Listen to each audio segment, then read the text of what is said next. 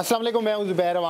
आज की वीडियो में हमने आपकी मुलाकात करवानी है एक मजबूर बाप से, एक मजबूर मर्द से, जिसे उसकी सगी खालाजाद बीवी ने, खालाजाद बेटी और इनकी बीवी ने ऐसा धोखा दिया कि आपको अपने कानों पे यकीन नहीं आएगा। आपका ख़वातीन से जो इतबार है वो उठ जाएगा। आप सोच में पड़ जाएंगे कि क्या आजकल के रिश्ते इतने कच्चे हो चुके हैं या फिर हम किस मुआशरे में ज़िंदगी गुजार रहे हैं। तो ये है मेरे साथ कारी मंशा साहब, इनके साथ इनकी बीवी ने क्या किया, आइए इन्हीं से जानते हैं। सर, क्या क्या हुआ आपके साथ? सर, मेरे ऊपर एक झूठा मुकदमा दर्ज हुआ जिसमें मुझे जेल हो गई। तो जब मुझे जेल हो जाती है तो मेरी बीवी क्या करती है, मेरा एक अच्छा खासा बिज़नेस था होटलिंग का। तो मेरे माशाल्लाह 6 बच्चे हैं, 3 बेटियां और 3 बेटे। तो जब मुझे जेल हो जाती है तो मेरी बीवी कुछ अर्सा मेरी मुलाकात के लिए आती है, उसके बाद एकदम वो बदल जाती है। उसने मेरे साथ रब्ता छोड़ दिया है, मेरी मुलाकातें छोड़ दी, बच्चों को मिलाना छोड़ दिया। तो मैं बहुत पहले टेंशन में था, उससे ज़्यादा अब और ज़्यादा परेशान हो गया कि अब खुदा खैर करे कि ऐसा क्या अजूबा हो गया है कि उसने आना ही छोड़ दिया। तो एक दिन मेरा बड़ा बेटा मेरे पास आता है, वो मुझे आके हकीकत से वो पर्दा उठाता है और उसने मुझे बताया कि अब्बू जी, मेरी अम्मी ने आपका घर भी बेच दिया है, होटल भी बेच दिया है। वो वीडियो गेम्स की मेरा बेटा दुकान करता था, वो माशाल्लाह अच्छी खासी थी, वो भी सेल कर दी है। उसको भी कोड़ियों के भाव बेचा उसने। अपने भाइयों के साथ मिलकर, अपने बाप के साथ मिलकर एक आरफ नामी बंदा है जिससे उसने निकाह की है, मुझसे खुला लिए बगैर ही उसने निकाह की है।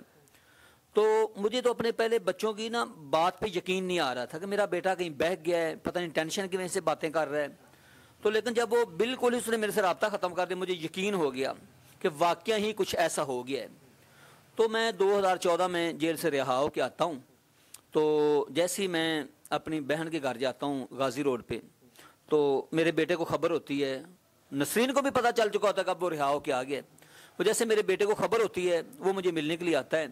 उसने मुझे तमाम हालात वाक़यात से आगाह किया कि उसने घर भी बेचा है, उसने निकाह कर लिया है, उसने इरम को दुबई भेज दिया है, किरण को किसी और के साथ 20 लाख में भेज दिया है। ये इरम और किरण कौन है कारी साहब? ये इरम और किरण ये मेरी 2 बेटियां हैं और ये इनका ये मामला हो गया कि मेरी ही बेटियों को मेरे वल्दियत से निकाल दिया गया है। मैंने अपनी बच्चियों के बेफाम भी बनवाए थे नादरा में। मुझे ये समझ नहीं आ रही कि नादरा वालों से मेरा डाटा कैसे ख़त्म हो गया, मेरा डाटा कैसे डिलीट हो गया। मेरे 6 बच्चे हैं, 4 बच्चों का डाटा मेरे नाम पे आता है और 2 मेरी बेटियां इरम और किरण जो हैं वो मेरे डाटे में नहीं आ रही। उसका आईडी कार्ड उसने अब्दस्तार नामी को बंदा है, उसका वो उसका वालिद बना है, वो शो होता है, और हमीदा सार वो उसकी वालदा शो होती है।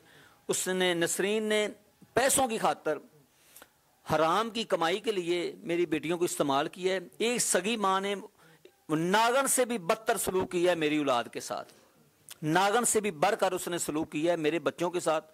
मेरी औलाद को उसने तबाह कर दिया है, उनकी ज़िंदगी को उन्होंने दाव पे लगा दिया है। मेरे एक जो बड़ा बेटा था उसको उसने नशे पे लगा दिया है, वो नशे का आदी हो चुका है, उस बेचारे को पता ही नहीं चलता। वो एक दिन मेरे पास आता है, उसके बिखरे बाल होते हैं, कपड़े फटे हैं, बुरे हालात हैं। वो मुझे बताता है, मैं तो रो पड़ा हूँ उसे देख के कि यार बेटा क्या बात है। उसने बोला, पापा मुझे तो उसने घर से भी निकाल दिया, मेरी सगी माँ ने मुझे भी घर से निकाल दिया कि तुम भी जाओ घर से निकलो।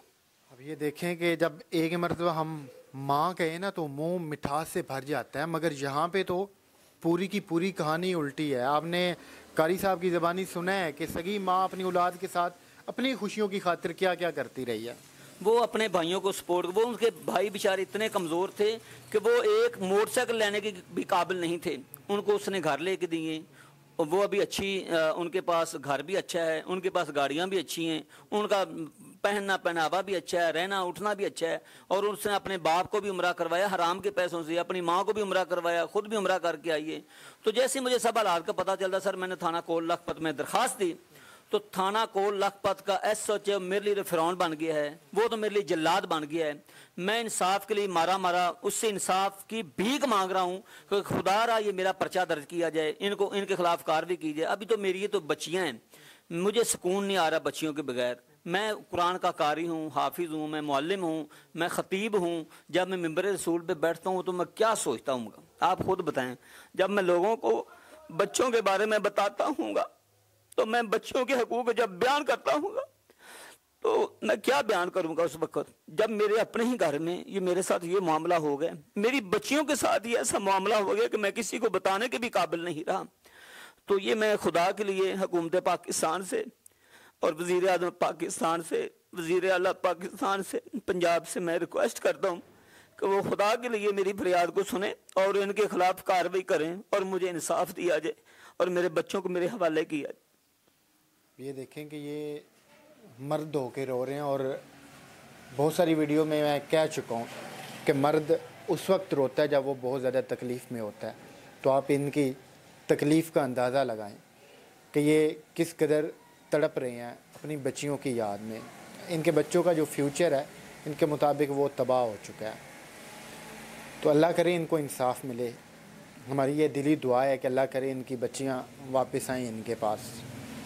तो इंशाल्लाह सर आप हौसला रखें, मालिक करीम ज़रूर आप पे फजल फरमाएगा। अपना, अपने बच्चों का खुद ख्याल रखिएगा। किसी के भरोसे पे नहीं रहना, किसी के आसरे पे बिल्कुल भी नहीं रहना, किसी पे एतबार बिल्कुल भी नहीं करना। ये इनके मुताबिक जो इनकी बीवी है वो सर क्या लगती थी आपकी? वो मेरी सगी खालाजाद है जी, वो मेरी सगी खाला की बेटी है और इतने कमज़ोर घर से उसका ताल्लुक़ है कि उसके बाद बेचारे 2 टाइम की रोटी भी कमाना मुश्किल था उनके लिए। अब जाके देख लो, उनकी ऐश उशरत देख लो, उनके नखरे देख लो, हराम की कमाई के ऊपर वो बढ़ रहे हैं और हराम की पैसों में उनके चेहरों पर इतनी लालगी आ गई कि मैं आपको बता भी नहीं सकता।